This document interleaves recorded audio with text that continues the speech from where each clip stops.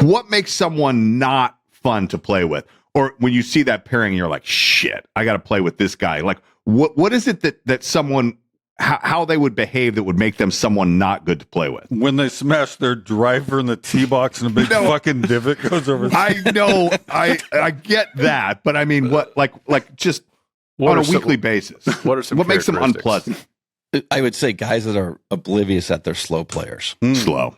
I mean, that's mine. I mean, I know how to play with slow players. I'd say I'm above average on speed wise, but the guys that like you play and they don't think they're slow, but they're slow. They're like, I'm not that slow. I'm like, you are the slow guy here, and they're oblivious. There's slow guys that try to play fast, which I'm actually all right with. They're like aware they're playing slow and they try to speed everything up and do what they need to do to keep up with the group. It's the guys that are totally oblivious that they're slow that I would say majority of the guys on tour don't like to play with, just because it's sort of, I wouldn't say it puts you out of your rhythm, but then there's rules official comes up after 4 holes and goes, oh, you guys are out of position. Now you've got to speed up to try to help this guy.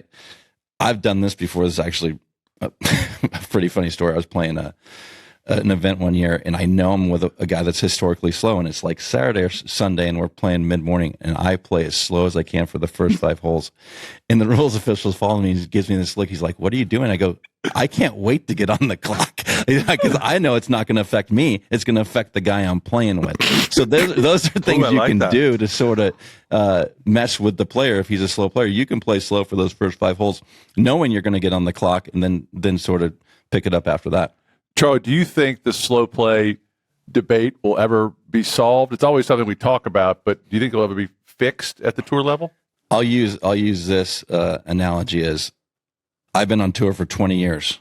We've been talking about it for 20 plus years, and they were talking about it for 20 plus years prior to that, and we're going to be talking about it for 20 plus years after I'm done playing on the PGA Tour. No, you're not going to fix it. What if they go Major League Baseball pitch clock? Like literally, did that do anything? I was looking at the time of a major league game has improved like 4 minutes. You know what? That's 4 minutes of freedom for people who do other things. Yeah, but the thing is, it doesn't matter. We finish on TV. We know exactly how long it takes us to play around. You watch us finish week in and week out. We finish right on time on TV, unless there's a thunderstorm or something, a playoff or something. We finish within 2 to 3 minutes every single week. We know how fast the round's going to take to play.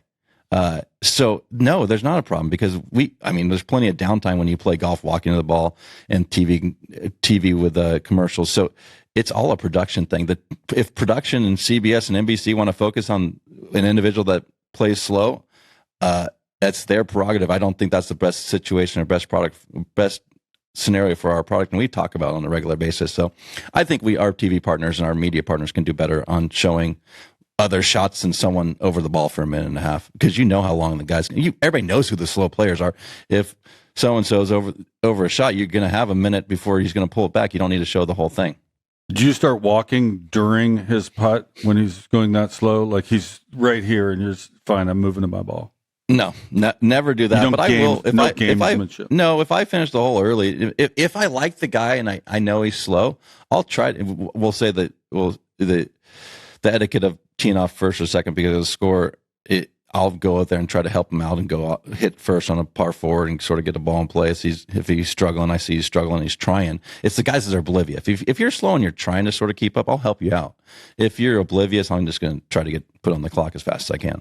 But isn't that everything? I mean, self-awareness is kind of one thing that, it seems like a word as you get older, you comment on like, this guy has no idea. Like, I'm wearing a great looking shirt today and no one's even acknowledging it. I mean, you'd think I'd have a little more self-awareness to recognize what style. I forgot. I mean, maybe you just need a new prescription, those glasses. I'm not sure. I mean, thank you. Shout out Warby Parker. You're paid for the shirt and these paintings and this house.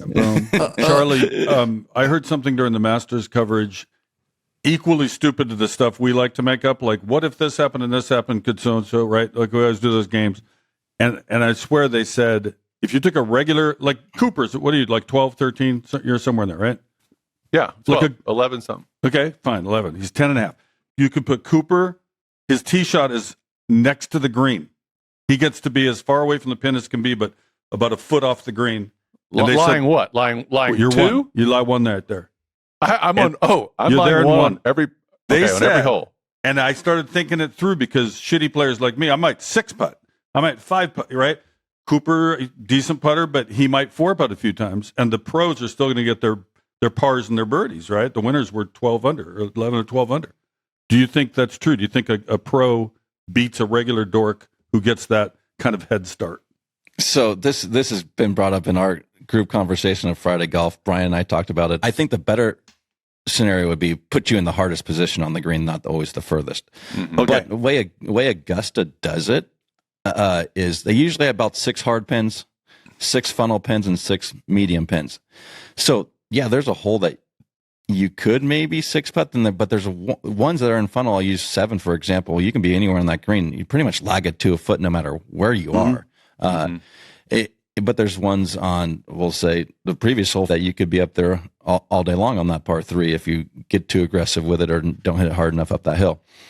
I would say the question was, if you got put on the green on one shot and you played 72 holes at Augusta, would you win it? And I said, 100% you would. I mean, a par 5 and you're on one. I mean, par 3s you might play over, but par 4s you play even. But the par 5s, it's not a question that you would win the Masters if you got put on the green on one, in my opinion. And if you're a single digit to a 10 to 12, you get above that.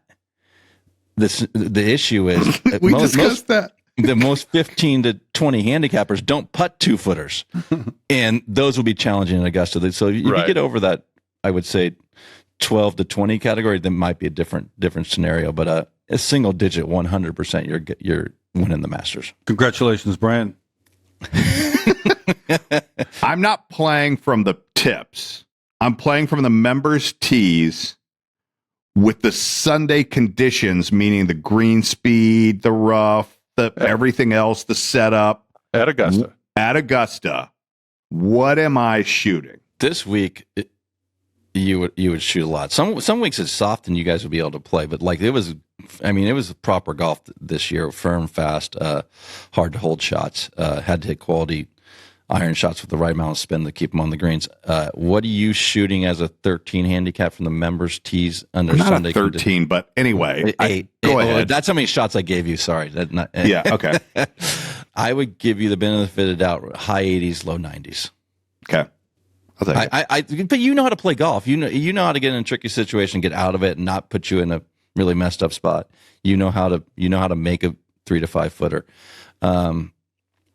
Augusta's very playable. It's a golf course. It's where you miss it. There's spots you can't be at Augusta National and knowing you can't get up and down. But there's plenty of places you can miss at Augusta National and be able to get up and down. That's how I used to chart the golf courses.